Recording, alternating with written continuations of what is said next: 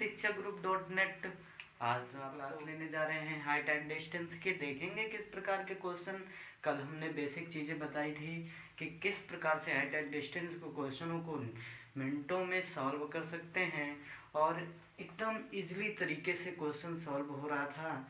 कल हमने एक एग्जाम्पल किया था। आज हम आपके लिए ढेर सारे क्वेश्चन लाए हैं। तो आइए टॉपिक पर आपको बहुत अच्छे से क्वेश्चन। आप हमारे चैनल पर बने रहिए, इसलिए हमारे चैनल को सब्सक्राइब और बेल आइकन क्लिक कर लीजिए ताकि वीडियो हमारा नोटिफिकेशन आप पर तुरंत पहुंचे। ठीक है, चलिए आइए हम क्वेश्चनों पर चर्चा करते हैं। देखेंगे पहला क्वेश्चन है कि एक पेड़ का ऊपरी भाग जो आंधी में टूटकर गिर जाता है और भूमि से 30 डिग्री का कोण बनाता है और 30 डिग्री का कोण बनाते और जड़ से पेड़ से ऊपरी भाग की उस स्थान जहां से वह भूमि को छूता है तक की बीच की दूरी 10 मीटर है, तो पेड़ की ऊंचाई क्या होगी।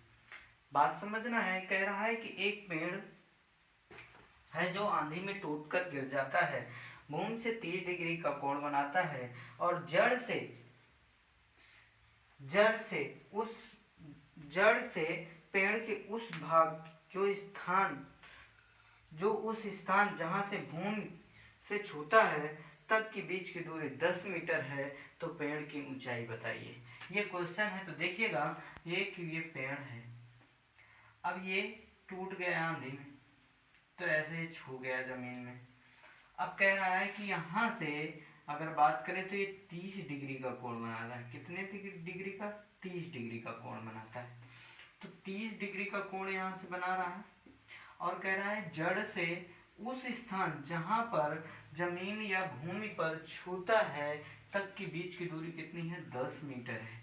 तो अब देखिए, हम आपको नॉर्मली बहुत सारी चीजें हमने कल समझा रखा था कि क्या बात है। देखिएगा, तो हमने कल की बात थोड़ा सा याद दिला देते हैं। हाइट एंड डिस्टेंस टॉपिक है, हाइट एंड डिस्टेंस।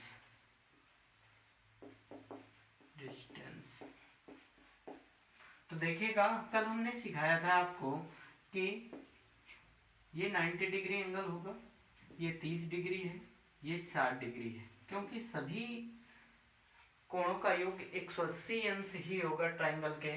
तो हम देखें 30 डिग्री के सामने वाली भुजा हमने कितनी बताई थी? 1 बताई थी। जिसने आपने बेसिक बात नहीं जानी, आप हमारे वीडियो पर चैनल पर जाइए और आपको पहला वीडियो हाइट एंड डिस्टेंस का मिल जाएगा। वो बेसिक बातें उसमें बताई गई हैं। आप अच्छे से उसको देख के आप ये क्वेश्चन कर सकते हैं। सारे क्वेश्चन आपके पेपर या एग्जाम में पूछे गए हैं। चलिएगा देखते हैं। तो 30 डिग्री के सामने वाली 1 होगी, 60 डिग्री के सामने वाली √3 होगी, तो कर्ण कितना होगा?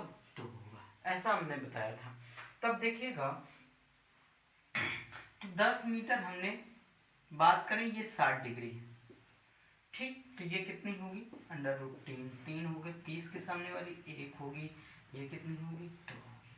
अगर हमें पेड़ की ऊंचाई निकालना है तो हम 2 और 1 3 कर दें तो पेड़ की ऊंचाई निकल आएगी। तो हम देखिएगा, तो √3 बराबर कितना दे रखा है? 10 मीटर दे रखा है। ठीक है, √3 बराबर 10 मीटर। तो हम कहे कि 1 बराबर कितना होगा? 10/√3 होगा। अगर हम 2 1 3 का मल्टीपल कर दें दोनों तरफ तो हमारी ऊंचाई पेड़ की निकल आएगी। तो 3 बराबर कितना होगा? 10 × 3/√3।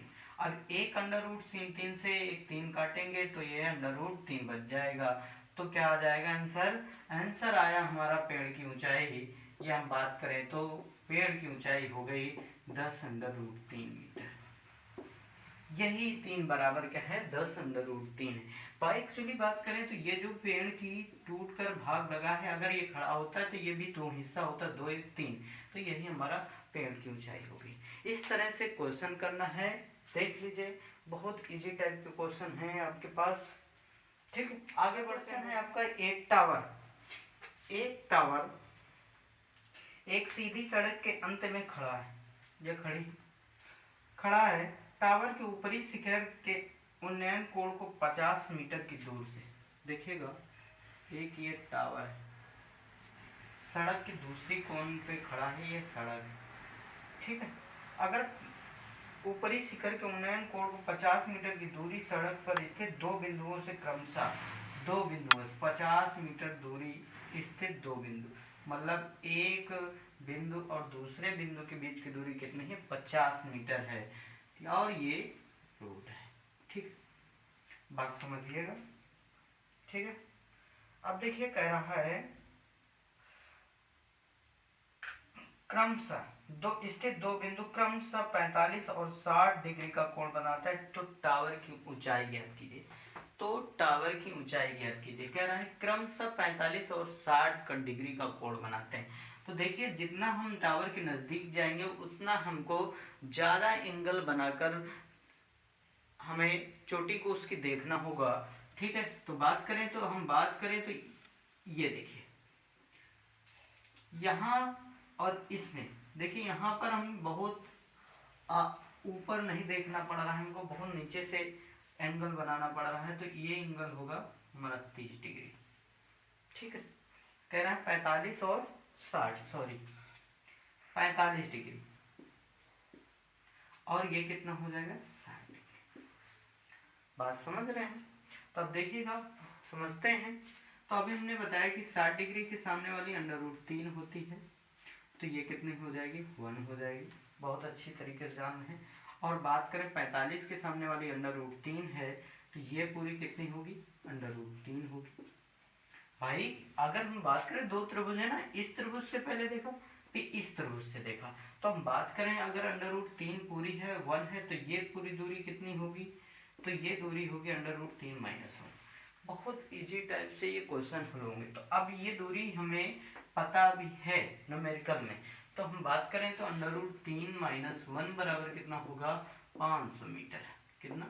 500 मीटर। तो 1 बराबर 500 बटा √3 - 1 हो जाएगा।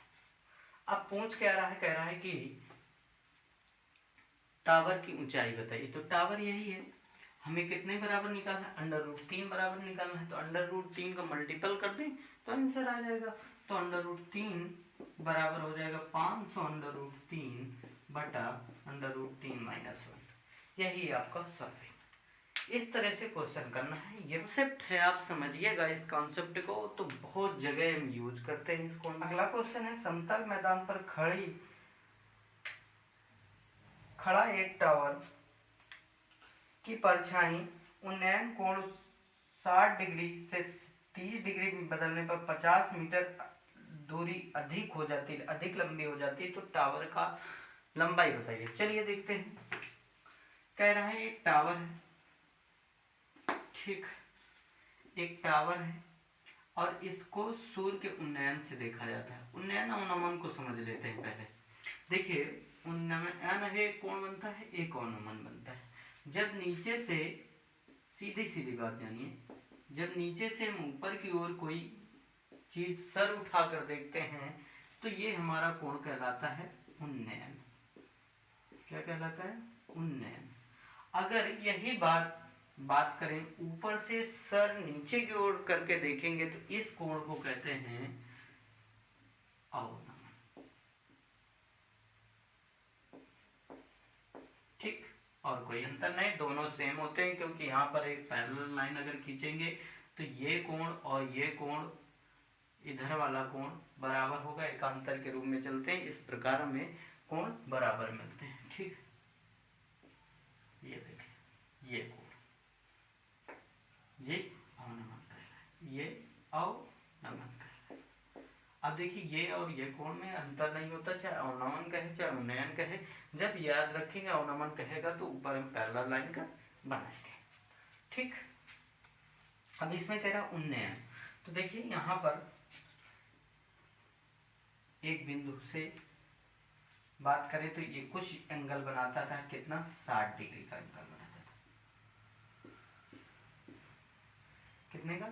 60 डिग्री का एंगल बनाता है। कह रहा है अगर जब सूर्य के उन्नयन कोण से 30 डिग्री का एंगल बनाता है तो 50 मीटर की दूरी बढ़ जाती है। 30 डिग्री का एंगल जब बनाता है तो 50 मीटर की दूरी बढ़ गई, ये है 50। अब कह रहा है हमें इस टावर की ऊंचाई ज्ञात करना है। इस टावर की ऊंचाई ज्ञात करना है। तो देखिएगा इस टावर की ऊंचाई कैसे ज्ञात करेंगे, बहुत इजी, ऐसे भी हम बता सकते हैं लेकिन हम सॉल्व करेंगे। ठीक है, तो देखिएगा अब देखिएगा 60 से बात करें तो ये कितनी है, √3, ये कितनी है 1। अब 30 से बात करें तो 30 से ये कितनी होगी, सॉरी 30 से ये कितनी होगी, 30 से ये 1 कहलाएगी, और 30 से ये पूरी कितनी कहलाएगी, √3 कहलाएगी। बात समझना है। तो अब देखिए ये तो अलग हो नहीं सकता, तो आप क्या करिए, ऊंचाई सेम मान लीजिए। सेम करेंगे तो इसमें हमें √3 का मल्टीपल कर दिया गया, कितने का, √3 का मल्टीपल यहाँ किया तो यहाँ पर भी √3 का मल्टीपल कर लीजिए, तो 3 हो जाएगा, और ये दोनों सेम दूरी हो जाएगी, तो टावर तो एक ही लंबाई का होगा, √3 मानो चाहे 1 मानो, अगर हम 1 मानेंगे तो डिवाइड करना होगा, तो हम मल्टीपल करके हमने √3 बना लिया। तो अब देखिए 3 और ये इतनी 1, ये इतनी 1, और बात करें ये कितनी है, 2 हिस्सा है, तब तो पूरी मिला के कितनी हो रही, 3 हिस्से हो रहे हैं। तो अब बस सॉल्व हो गया कि 2 बराबर कितना है, 50 मीटर, कितना 50 मीटर है, तो 1 बराबर कितना होगा, तो 50/2, तो √3 टावर की ऊंचाई है, तो आप बता सकते हैं कि √3 बराबर कितना होगा, 25/3 मीटर। यही आपका आंसर। इस तरह से आप सॉल्व कर सकते हैं। टावर की ऊंचाई कितनी होगी, 25/3 मीटर होगी। और देख रहे हैं कि किस प्रकार हम क्वेश्चन को 2 लाइन्स में सॉल्व कर रहे हैं, और 2-3 सेकंड से ज़्यादा आपको एग्जाम में नहीं लगेगा। आप देख रहे हैं कि इस प्रकार से आपको क्वेश्चन करना है। एग्ज़ाम क्वालिफाई करने का मतलब है कि आपको 2 से 3 या 5 सेकंड में क्वेश्चन सॉल्व हो जाना चाहिए दिखते ही। तो आपको सारे टॉपिक जो भी हमने पढ़ाएंगे वो सारे आपको इस तरह के ही कॉन्सेप्ट लाएंगे और उनसे पढ़ाएंगे, इसलिए चैनल को आप सब्सक्राइब जरूर। 100 मीटर है, जब उस सूर्य का उन्नयन कोण 1 मीनार की ऊंचाई 100 मीटर है, जब सूर्य का उन्नयन कोण 30 से 45 बदलता है तो मीनार की परछाई x मीटर कम हो जाती है। तो x का मान ज्ञात कीजिए, बस 30 से 45। देखिए एक मीनार है, फिर से वही बात है, कोई अंतर नहीं, सूर्य का उन्नयन कोण बदलेगा। सूर्य का उन्नयन कोण पहले 45 है, तो यहाँ पर 45 डिग्री हो गया। सूर्य का उन्नयन कोण बदलकर कितना हो जाएगा, वाली भी 1 की मीनार है। ठीक, एक उन्नयन कोण जब 45 बनाता है तो कुछ दूरी पर इसकी परछाई बनती है, और फिर 30 का उन्नयन बनाता है तो x मीटर दूरी कम हो जाती है। अब देखिएगा, बात समझते हैं। 45 के सामने वाली 1 होगी तो ये भी 1 होगी, ये आप बात समझ सकते हैं। ना समझ में आ रहा हो यहाँ पर कि 1 कैसे हो गया, तो आप चैनल पर जाइए और पहली बेसिक क्लास जरूर देखिए, उस पर आपको ये बातें बारीकी से समझाई गई हैं और इस कॉन्सेप्ट को आप समझ पाएंगे। चलिए 30 डिग्री के सामने, 30 की डिग्री के सामने वाली 1 होती है तो ये पूरी कितनी होगी, √3, तो ये कितनी होगी, √3 - 1 होगी। अगर -1 कर दें तो ये बचेगा पूरे में से, तो यही दूरी आपको निकालना है। तो हम एक बराबर, देखिए दोनों दूरियां बराबर है, तो मीनार 100 मीटर है तो 1 बराबर कितना आ जाएगा, 100 मीटर। अब 1 बराबर 100 मीटर आ गया तो ये दूरी निकालनी है हमको, तो बस √3 - 1 बराबर 100 √3 - 1 मीटर, यही क्वेश्चन हो जाएगा। आपको इस तरह से क्वेश्चन को सॉल्व करना है। 25 मीटर ऊंची चट्टान के ऊपरी सिरे से एक टावर के ऊपरी सिरे का उन्नयन कोण उस टावर के निचले सिरे का अवनमन कोण बराबर पाया गया तो टावर की ऊंचाई ज्ञात कीजिए। तो देखिए एक टावर है 25 मीटर का, हम बना देते हैं, ये 25 मीटर का एक टावर है। ठीक,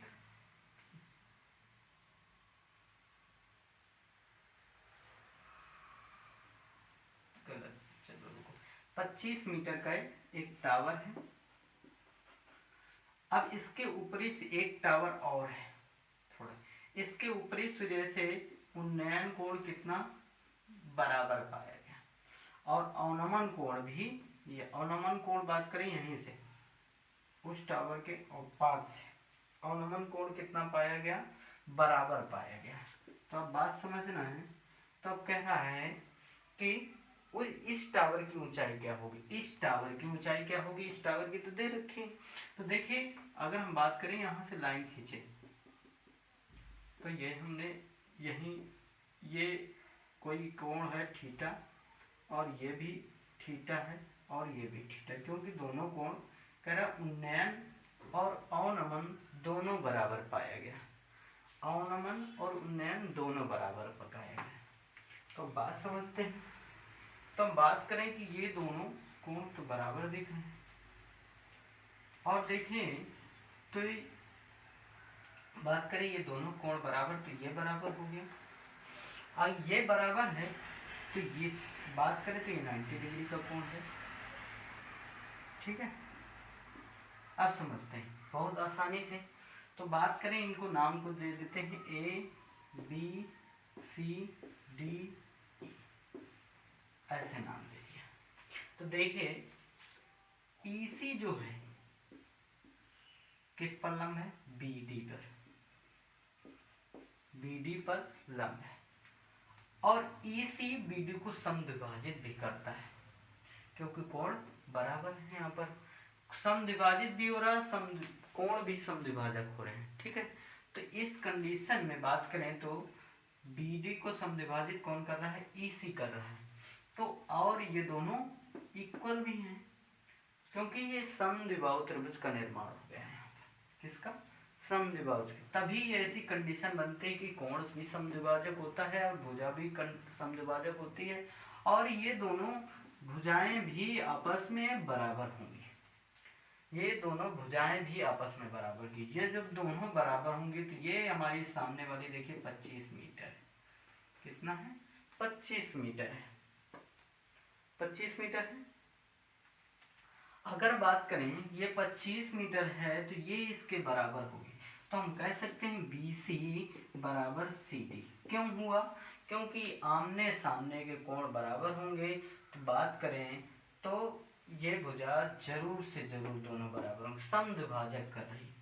तो हम कहें कि जब किसी भुजा पर लंब हो रहा हो और समद्विभाजित भी कर रही हो तो उस त्रिभुज का निर्माण, किस त्रिभुज का निर्माण हो जाता है, समद्विबाहु त्रिभुज का, समद्विबाहु त्रिभुज।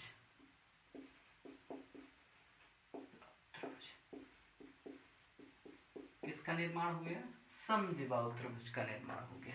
अब समद्विबाहु त्रिभुज का निर्माण हो गया तो उस कंडीशन में ये दोनों भुजाएं क्या हो जाती हैं, बराबर हो जाती हैं।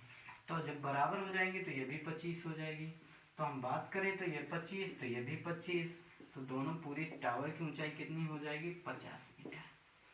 ये क्वेश्चन है, बहुत इजी तरीके से क्वेश्चन दिए जा सकते हैं। आप देख रहे हैं कि किस प्रकार लिखा है, नदी के पुल से जो 15 मीटर ऊंचा है, नदी के पुल से जो 15 मीटर ऊंचा है, एक नाव का अनुमान कोण 30 डिग्री है।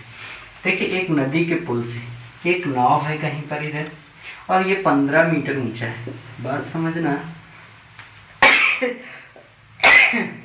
सॉरी 15 मीटर ऊंचा है। अब बात करते हैं का अवनमन कोण, यहाँ नाव है, का अवनमन कोण 30 डिग्री है। चलो 30 डिग्री है, कितना, 30 डिग्री। अब देखिएगा यदि नाव 6 किलोमीटर प्रति घंटा की रफ्तार से चलती है तो पुल के ठीक नीचे पहुंचने में नाव को कितना समय लगेगा, नाव को कितना, 6, इसकी स्पीड कितनी है, स्पीड 6 किलोमीटर प्रति घंटा। आप देखिएगा 6 किलोमीटर प्रति घंटा है। तो बात करें इसको अगर हमें चेंज करना पड़ेगा मीटर पर सेकंड में, क्योंकि सब मीटर में डायरेक्शन आएंगे, हमारी सब वैल्यू मीटर में आएंगे, तो इसको भी मीटर में बदलना है। तो मीटर में बदलने के लिए करते क्या है, तो देखिए जो दे रखा है उसी पर कुछ ना कुछ करना पड़ेगा। तो बात करें जब किलोमीटर से मीटर पर सेकंड में चेंज करेंगे तो 5/18 का गुणा कर दीजिए। कितने का? 5/18 का गुणा कर दीजिए। 6 × 5/18 तो 36×18 3/5 मीटर पर सेकंड की रफ्तार से ये चल रही है। कितना? 3 मीटर पर सेकंड, 5/3 कितने? 5/3 मीटर पर सेकंड की रफ्तार से ये चल रही है। तो देखिएगा अब ये हमारी स्पीड निकल आई, तो अब दूरी 30 के सामने वाली भुजा 1 होती है। कितने? 1 होती है 30 के सामने वाली। तो ये कितनी होगी? √3 होगी। तो √3 होगी तो हम बात करें 15√3 हो जाएगा, क्योंकि 1 = 15 तो √3 = 15√3। दूरी कितनी आ गई? इतनी आ गई। तो आपको पता है कि दूरी और ये दूरी इतनी ट्रेवल करती इस स्पीड से 5/3 से, तो समय आ जाएगा। समय बराबर क्या होता है? t बराबर स्पीड बटा दूरी, दूरी बटा स्पीड। ठीक, तो दूरी कितनी है? दूरी हमारी 15√3 है। स्पीड कितनी? 5/3। तो अभी देखिए पलट दीजिए, तो 15√3 इंटू हो जाएगा 3/5। 5 3 15, 3 3 6, 6√3। 6√3 सेकंड में ये पहुंच जाएगी। 6√3 सेकंड में ये अपने स्थान पर पहुंच जाएगी। ठीक, 6√3 नहीं, 9√3 आएगा। देखिए 3 3 9, 9√3 आंसर सेकंड लगेंगे उसको। यहाँ से पुल के नीचे तक पहुँचने में कितना लगेगा? 3 3 9, 9√3 सेकंड का समय लगेगा। दोस्तों इस प्रकार के क्वेश्चन आपको बहुत सारे कराएंगे।